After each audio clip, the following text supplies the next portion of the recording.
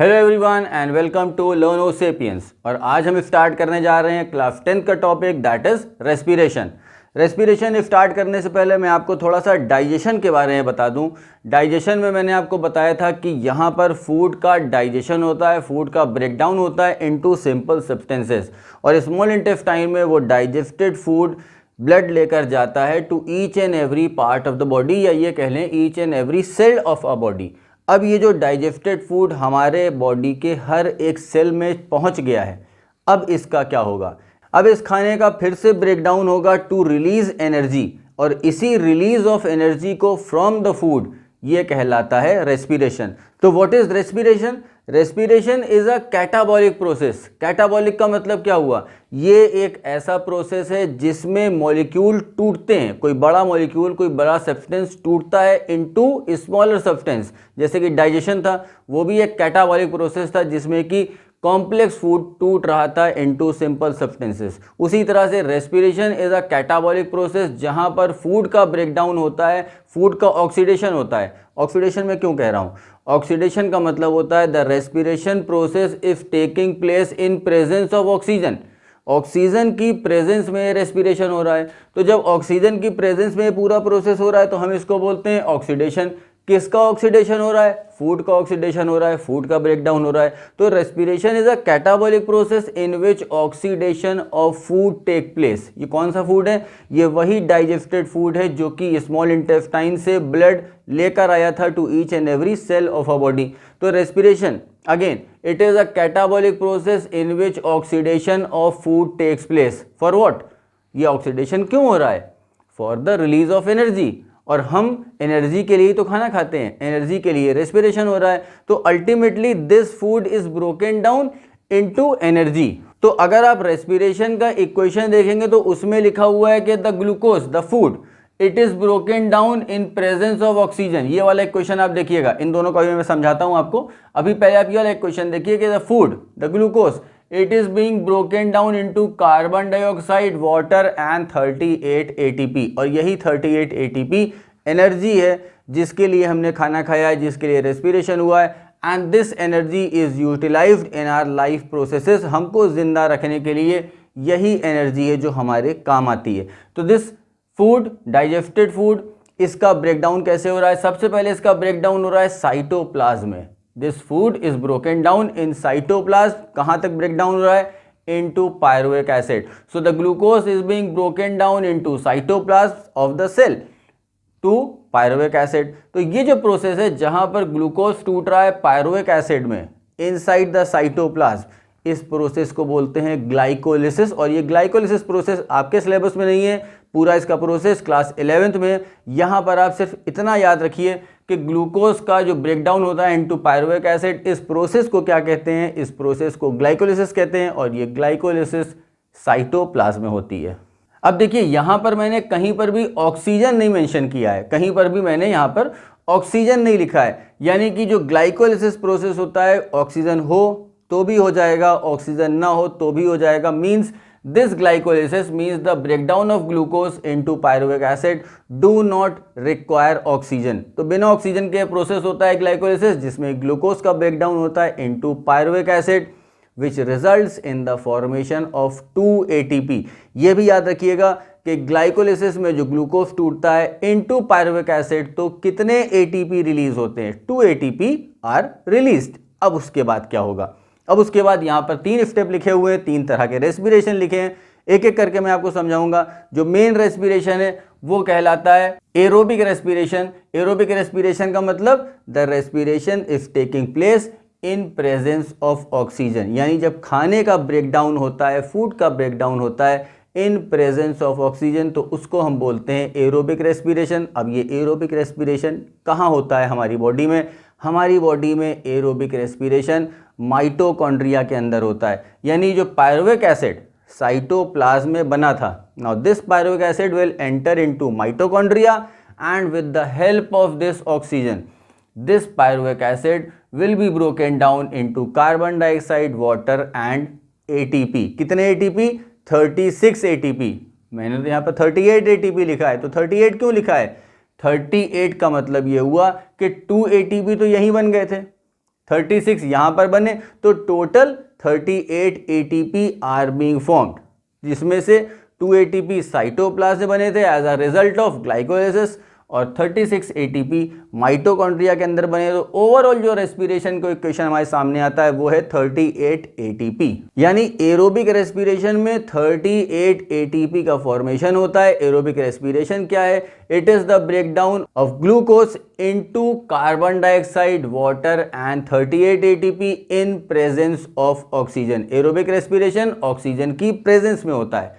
अब कभी कभी ऐसा होता है जब हमारी बॉडी को ज़रूरत से ज़्यादा एनर्जी की रिक्वायरमेंट होती है, ये कह लें जल्दी जल्दी एनर्जी की रिक्वायरमेंट होती है, तो उस वक्त क्या होता है? उस वक्त जितनी ऑक्सीजन हम इनहेल कर रहे होते हैं, यानी ब्रीदिंग से जितनी ऑक्सीजन हमने इनहेल की है वो ऑक्सीजन कम पड़ जाती है।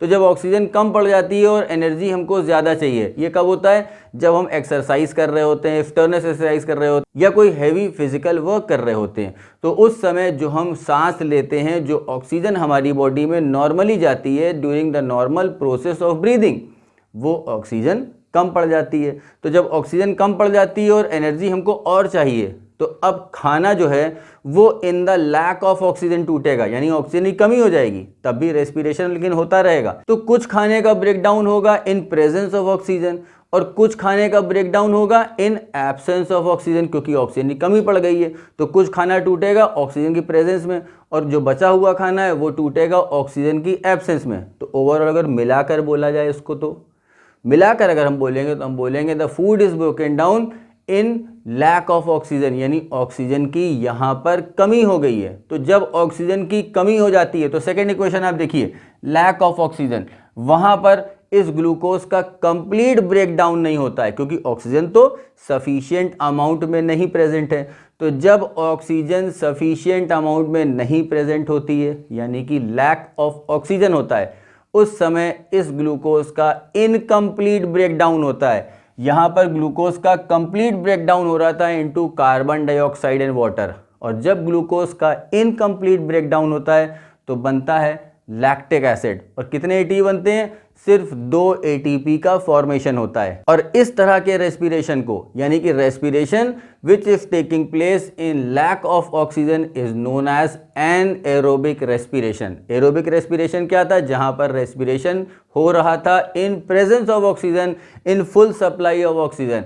और यहाँ पर क्या हो रहा है? एनारोबिक रेस्पिरेशन में respiration is taking place in lack of oxygen, और क्या बन रहा है? Lactic acid. और ये प्रोसेस कब होता है? जब हम स्टर्नस एक्सरसाइज कर रहे होते हैं, जब हम कोई हैवी फिजिकल वर्क कर रहे होते हैं, तो उस समय लैक्टिक एसिड का फॉर्मेशन होता है। एनारोबिक रेस्पिरेशन होता है तो उसकी वजह से लैक्टिक एसिड का फॉर्मेशन होता है, और ये लैक्टिक एसिड हमारे मसल्स के बीच में, मसल फाइबर्स में एक्यूमुलेट कर जाता है। और इसी एक्यूमुलेशन ऑफ लैक्टिक एसिड की वजह से हमें क्रैम्प्स होता है, मस्कुलर पेन होता है। जब एक्सरसाइज हम करते हैं तो अक्सर मस्कुलर पेन होता है, तो वो मस्कुलर पेन इसी लैक्टिक एसिड के जमा होने की वजह से होता है, due to the accumulation of this lactic acid form due to result of anaerobic respiration. और अब तीसरी तरह का रेस्पिरेशन है जहां पर ऑक्सीजन कंप्लीटली एब्सेंट है, ऑक्सीजन नहीं है। Food is being broken down in complete absence of oxygen. तो जब कंप्लीट एब्सेंस ऑफ ऑक्सीजन होती है तो this food is being broken down into alcohol, ethyl alcohol, water and again 2 ATP। तो ये वाला प्रोसेस कहाँ होता है? ये प्रोसेस होता है माइक्रो ऑर्गेनिज्म, बैक्टीरिया वगैरह में ये प्रोसेस होता है, ईस्ट में ये प्रोसेस होता है, और इस प्रोसेस को हम बोलते हैं फर्मेंटेशन। तो फर्मेंटेशन अगेन एक तीसरी तरह का रेस्पिरेशन है। पहले दो कौन से रेस्पिरेशन थे? एरोबिक रेस्पिरेशन, ये दूसरा वाला एनारोबिक रेस्पिरेशन जिसमें कि लैक ऑफ ऑक्सीजन था, और यहाँ पर फर्मेंटेशन जहाँ पे ऑक्सीजन इज कंप्लीटली एब्सेंट। तो जब ऑक्सीजन कंप्लीटली एब्सेंट होती है तो food is being again incompletely oxidised और incompletely broken down into ethyl alcohol, and this process takes place in bacteria, in yeast, और इसकी वजह से अल्कोहल का फॉर्मेशन होता है जिसको हम फर्मेंटेशन कह रहे हैं। जो अल्कोहल का फॉर्मेशन होता है लार्ज स्केल पर, इंडस्ट्रियल स्केल पर, उसमें यही फर्मेंटेशन का प्रोसेस इस्तेमाल किया जाता है, यानी कि प्रोडक्शन ऑफ अल्कोहलिक बेवरेजेस उसमें फर्मेंटेशन का प्रोसेस इस्तेमाल किया जाता है, जिसकी वजह से अल्कोहल का फॉर्मेशन होता है। तो यहाँ पर हमने क्या डिस्कस किया कि रेस्पिरेशन 3 तरह का होता है। एरोबिक रेस्पिरेशन, जहाँ पर the food is completely broken down into carbon dioxide, water and it results in the formation of 38 ATP। Anaerobic respiration, ये भी हमारे ही अंदर होता है, और कब होता है? जब हम स्टर्नस एक्सरसाइज कर रहे होते हैं, जिसकी वजह से food is incompletely broken down to lactic acid, और यही लैक्टिक एसिड हमारी मसल्स में एक्यूमुलेट कर जाता है, जिसकी वजह से हमें मस्कुलर पेन होता है। और तीसरे टाइप का है फर्मेंटेशन, जहां पर ऑक्सीजन बिल्कुल भी नहीं होता है, oxygen is completely absent and it results in the formation of alcohol. और ये कहां पर होता है? ये होता है बैक्टीरिया में, ईस्ट में, लार्ज इंडस्ट्रियल लेवल में जो अल्कोहलिक बेवरेजेस बनाए जाते हैं, वहां पर इस प्रोसेस का इस्तेमाल होता है। तो ये तो थे 3 तरह के रेस्पिरेशन। अब हम पढ़ेंगे ह्यूमन बीइंग में रेस्पिरेशन का जो प्रोसेस है वो कैसे होता है। यानी अब जो टॉपिक मैं स्टार्ट करने जा रहा हूं, that is respiratory system and the process of respiration in human beings. देखिए, जो रेस्पिरेशन का प्रोसेस है, entire process of respiration in human being, it is divided into 2 parts. पहला पार्ट है एक्सटर्नल रेस्पिरेशन और दूसरा पार्ट है इंटरनल रेस्पिरेशन। एक्सटर्नल रेस्पिरेशन का मतलब इट इज नॉर्मल ब्रीदिंग, सांस लेना, जिसमें कि हम ऑक्सीजन इनहेल करते हैं और CO2 एक्सहेल करते हैं। अब देखिए, इस लाइन को भी मैं आपको क्लियर कर देता हूं, जहां पे मैंने बोला कि हम ऑक्सीजन इनहेल करते हैं। एक्चुअली हम ऑक्सीजन नहीं इनहेल करते हैं, हम तो एयर इनहेल करते हैं। एज सच पूरी एयर इनहेल कर लेते हैं। अब जो एनवायरनमेंट में एयर प्रेजेंट है, उसमें से ऑक्सीजन तो इनहेल कर नहीं रहे हैं, हम तो पूरी एयर इनहेल कर रहे हैं। उस एयर में से ऑक्सीजन हमारी बॉडी कंज्यूम कर लेती है और CO2 रिलीज कर देती है। तो ये जो ऑक्सीजन का कंजम्पशन है और CO2 का रिलीज है, इसको हम बोलते हैं एक्सटर्नल रेस्पिरेशन या ब्रीदिंग, जिसको हम आम बोलचाल की भाषा में बोलते हैं इट इज ब्रीदिंग। और फिर उसके बाद आता है इंटरनल रेस्पिरेशन। इंटरनल रेस्पिरेशन कह लीजिए या आप कहिए सेल्यूलर रेस्पिरेशन, यानी कि ये जो ऑक्सीजन जो हमने सांस ली है और ऑक्सीजन हमारे लंग्स तक पहुंचा, फिर यहाँ से ब्लड इसको लेकर बॉडी के हर एक सेल तक गया। तो जब ब्लड इस ऑक्सीजन को लेकर हर एक सेल तक जाता है, तो वहाँ पर जो रेस्पिरेशन होता है वो एक्चुअल रेस्पिरेशन है। तो वहाँ पर कौन सा रेस्पिरेशन होता है? वहाँ पर यही वाला रेस्पिरेशन होता है। ये ऑक्सीजन तो हमने सांस ली थी, तो ये वहाँ से पहुँच गया, ब्लड तक पहुँच गया और ब्लड उसको लेकर सेल्स तक पहुँच गया। और अब ये ऑक्सीजन सेल्स में क्या है? सेल्स में खाना तो पहले से प्रेजेंट है, तो डाइजेस्टेड फूड जब सेल में प्रेजेंट है, ऑक्सीजन वहाँ पर पहुँचा और ऑक्सीजन ने इस खाने का ब्रेकडाउन किया into carbon dioxide, water and 38 ATP। तो ये कहलाता है एक्चुअल रेस्पिरेशन या सेल्यूलर रेस्पिरेशन। तो सबसे पहले हम स्टार्ट करते हैं the respiratory tract in human beings. यानी रेस्पिरेटरी ट्रैक, जैसे हमने आपको डाइजेस्टिव सिस्टम में बताया था, एलिमेंट्री कैनाल, यानी कि वो पैसेज जिसके थ्रू खाना जगह जगह पहुंचता हुआ स्मॉल इंटेस्टाइन तक जाता है और फूड का डाइजेशन होता है। उसी तरह से यहाँ पर हम पढ़ेंगे सबसे पहले रेस्पिरेटरी ट्रैक। रेस्पिरेटरी ट्रैक का मतलब एयर जो है वो किस तरह से बॉडी के अंदर जाती है, फिर वो किस ऑर्गन में जाती है और कैसे वो ब्लड तक पहुंचती है। तो ये जो पूरा रास्ता है, इसको हम बोलते हैं रेस्पिरेटरी ट्रैक। तो ह्यूमन बीइंग में रेस्पिरेटरी ट्रैक की शुरुआत होती है नॉस्ट्रिल से। नॉस्ट्रिल्स का मतलब जो हमारी नोज में ये 2 होल्स प्रेजेंट हैं, इनको हम बोलते हैं नॉस्ट्रिल्स, जिसके थ्रू हम सांस लेते हैं। तो नॉस्ट्रिल्स यहाँ पर कहीं होंगे और फिर उसके बाद ये एयर नाक से होते हुए, यानी नेजल कैविटी, ये जो पूरा रास्ता है यहाँ से यहाँ तक, इसको बोलते हैं नेजल कैविटी। तो सबसे पहले एयर कहाँ एंटर करेगी? नॉस्ट्रिल्स में।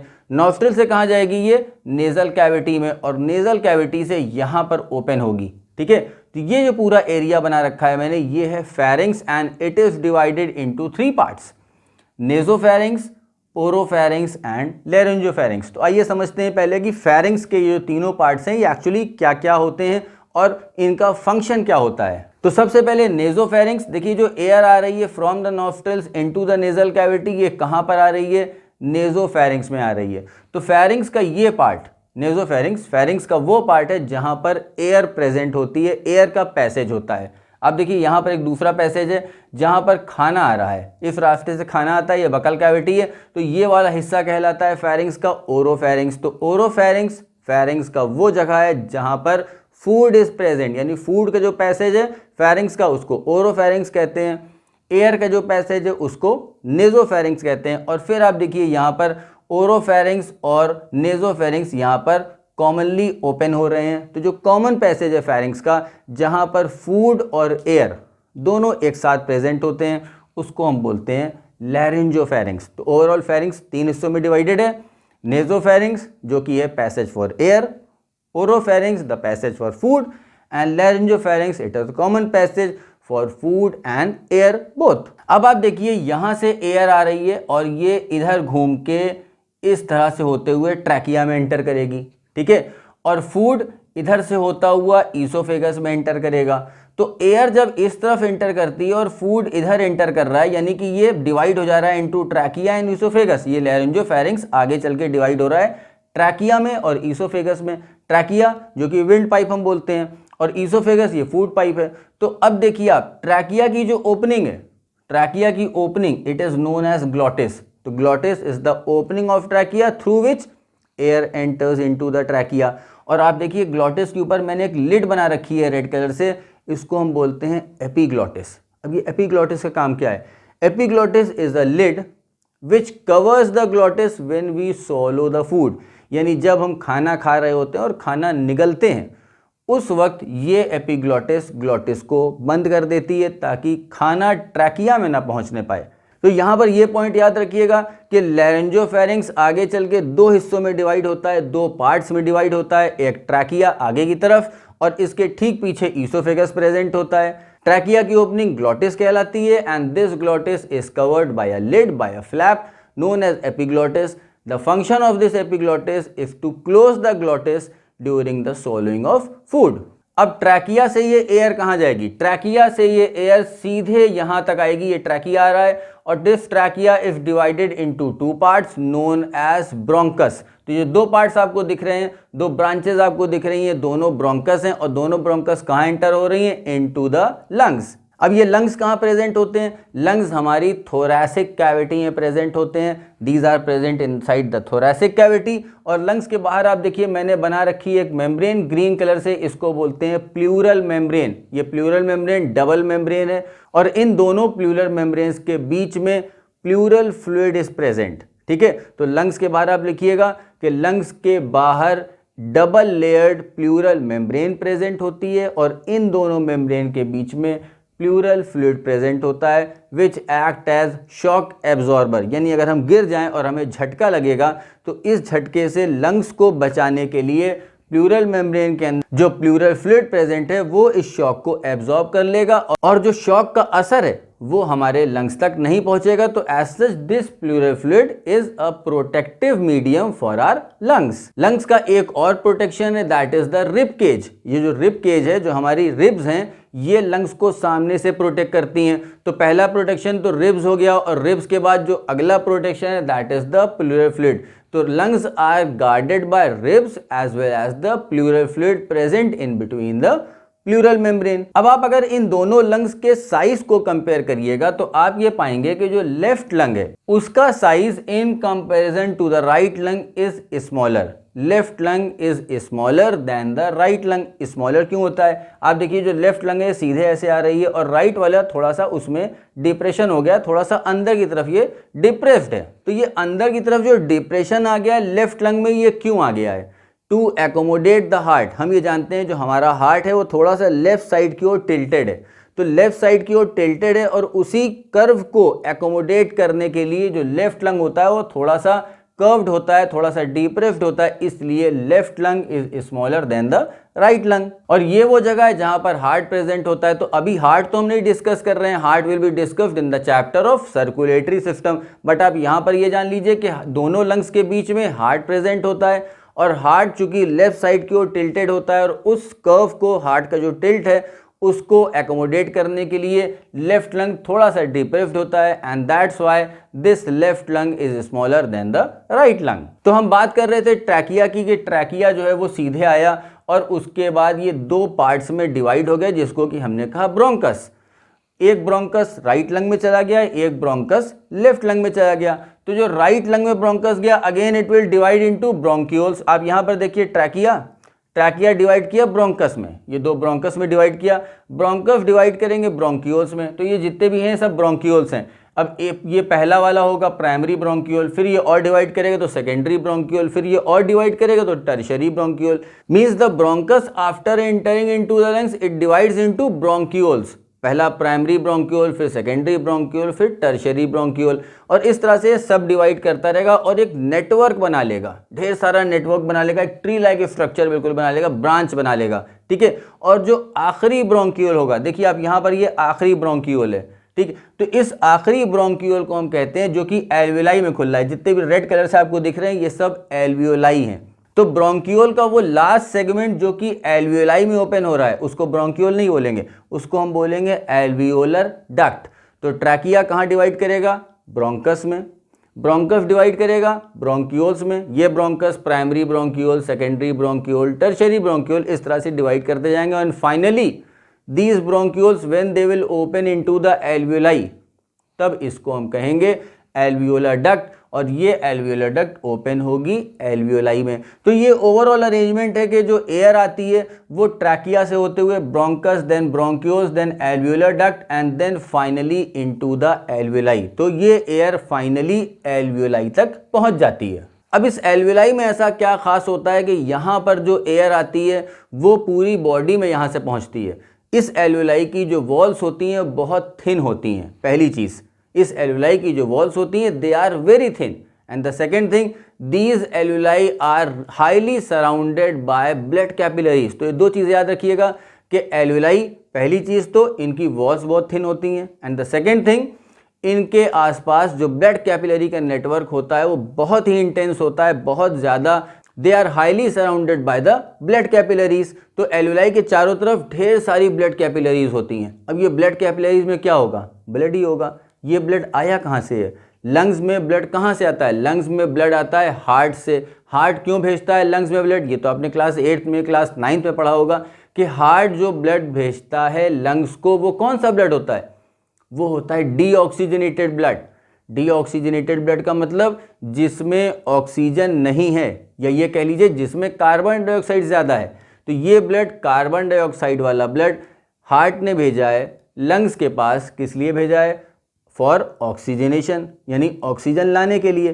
तो ये ब्लड जो कि एल्वियोलाई के चारों तरफ ब्लड कैपिलरीज में प्रेजेंट है, इसके पास कार्बन डाइऑक्साइड ज़्यादा होगा और ऑक्सीजन ना के बराबर होगा, या ये कह लें नेग्लिजिबल अमाउंट में होगा। तो यहाँ पर आप डायग्राम देखिए, ये हैं वो blood capillaries. These are the blood capillaries, जहाँ पर मैंने लिखा है CO2 ज़्यादा होती है, ठीक। और ये एल्वियोलाई है। एल्वियोलाई में क्या है? हमने अभी सांस ली है, तो वही एयर यहाँ एल्वियोलाई तक पहुँची है। ट्रैकिया, ब्रोंकस, ब्रोंक्यूल्स और एल्वियोलर डक्ट से होते हुए फाइनली ये एयर एल्वियोलाई में पहुंची है, जिसके पास ऑक्सीजन ज़्यादा है। यानी जो इनहेल्ड एयर है, जो एयर हमने इनहेल की है, उसके पास ऑक्सीजन ज़्यादा है। और बाहर, यानी कि इस एल्वियोलाई के बाहर जो ब्लड कैपिलरीज चारों तरफ प्रेजेंट हैं, उसमें क्या है? उसमें CO2 ज़्यादा है। अब आप डिफ्यूज़न याद करिए, केमिस्ट्री में आपने पढ़ा होगा, आपने बायो में पढ़ा होगा द टर्म डिफ्यूज़न। डिफ्यूजन का मतलब होता है कि substances are being transferred from a region of their higher concentration to a region of their lower concentration. यानी कि जहाँ पर सब्सटेंसेस, मोस्टली गैस या लिक्विड, जहाँ पर ज़्यादा होंगे वहाँ से वो कम की तरफ ट्रैवल करेंगे, वहाँ से वो कम की तरफ जाएंगे, हायर कंसेंट्रेशन से लोअर कंसेंट्रेशन की तरफ मूव करेंगे। तो अब आप देखिए एल्वियोलाई में किस चीज़ का कंसेंट्रेशन ज़्यादा है? ऑक्सीजन का कंसेंट्रेशन ज़्यादा है। और यहाँ जो ब्लड है, जो डीऑक्सीजनेटेड ब्लड है, जो कि हार्ट से आया है, वहाँ पर किस चीज़ का कंसेंट्रेशन ज़्यादा है? कार्बन डाइऑक्साइड का कंसेंट्रेशन ज़्यादा है। तो ओवरऑल क्या हो रहा है? ऑक्सीजन का कंसेंट्रेशन चूंकि यहाँ ज़्यादा है तो it will diffuse in the blood, ठीक है। हायर कंसेंट्रेशन से लोअर कंसेंट्रेशन, यानी एल्वियोलाई से ब्लड में डिफ्यूज कर जाएगा। और कार्बन डाइऑक्साइड का कंसेंट्रेशन ब्लड में ज़्यादा है तो it will diffuse into the alveoli. ये हो गया गैसियस एक्सचेंज। एल्वियोलाई में, लंग्स में जो गैसियस एक्सचेंज होता है वो इसी तरह से होता है, बाय मीन्स ऑफ डिफ्यूजन। तो अब इस एल्वियोलाई में, या जितनी भी एल्वियोलाई यहाँ पर प्रेजेंट हैं, इन सब के अंदर क्या आ गया? Carbon dioxide. और ये कार्बन डाइऑक्साइड इसी रास्ते से, जिस रास्ते से ऑक्सीजन आया है, इसी रास्ते से, यानी कि alveolar duct, bronchioles, bronchus, trachea, trachea के बाद फिर इधर फेरिंग्स, नेजल पैसेज नॉस्ट्रल से होता हुआ हमारी बॉडी के बाहर ये CO2 निकल जाएगा। तो ये था ओवरऑल रेस्पिरेटरी ट्रैक कि किस तरह से ऑक्सीजन हमारी बॉडी में जाता है from the nose, nasal passage, pharynx से, ट्रैकिया से होता हुआ वो bronchus, bronchioles, alveolar duct, alveoli तक ऑक्सीजन पहुंचेगी। एल्वियोलाई में ये ऑक्सीजन डिफ्यूज कर जाएगी ब्लड में और वहाँ से CO2 डिफ्यूज कर जाएगा एल्वियोलाई के अंदर और फिर ये CO2 उसी रास्ते से वापस होते हुए हमारी नॉस्ट्रिल से बॉडी के बाहर रिलीज हो जाएगा।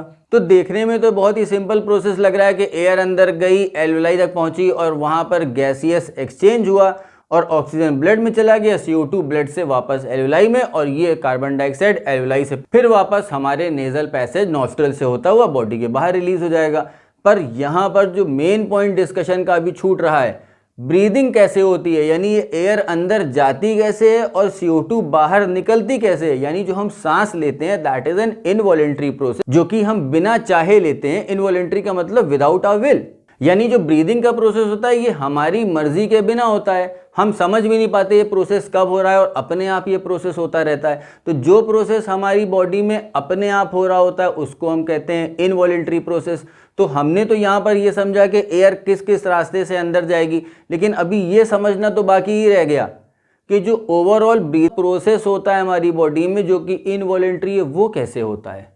तो पहले अब ये समझते हैं कि ब्रीदिंग में जो इनहेलेशन होता है, इनहेलेशन मतलब सांस लेना और एक्सहेलेशन यानी सांस छोड़ना, तो ये इनहेलेशन और एक्सहेलेशन जो कि इनवॉलेंट्री प्रोसेस है ये हमारी बॉडी में कैसे होता है।